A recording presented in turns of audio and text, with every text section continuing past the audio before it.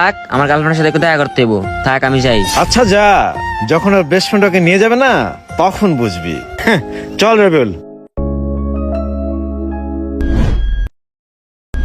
Baby শুনো, আমরা কিন্তু সামনের সপ্তাহে কক্সে যাইতেছি বন্ধু বান্ধব সবাই মিলা।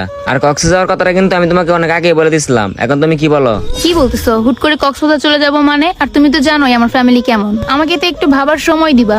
দেখো এত বাবার সময় নাই, এখন আবার ফ্যামিলির কথা তুলতেছে কেন? আমি সামনের সপ্তাহে কনফার্ম করছি, কনফার্মই। আর দেখো আমার বন্ধু বান্ধব সবার গার্লফ্রেন্ড নিয়ে কিন্তু সবাই রেডি। আর এখন আমি তোমাকে ফাইনাল বলে দিতেছি, আমার সাথে তোমার কক্সে যেতেই হবে। আরে বেবি দেখো, তুমি এত পাগল হইও না, একটু ভেবে চিন্তে কাজ করো, আমাদের তো এখনো বিয়ে হয়নি। আরে তুমি এখন আবার বিয়ের কথা বলতেছে কেন? আমার বন্ধু বান্ধব যে গার্লফ্রেন্ড নিয়ে যেতেছে, ওদের কি বিয়ে হয়েছে?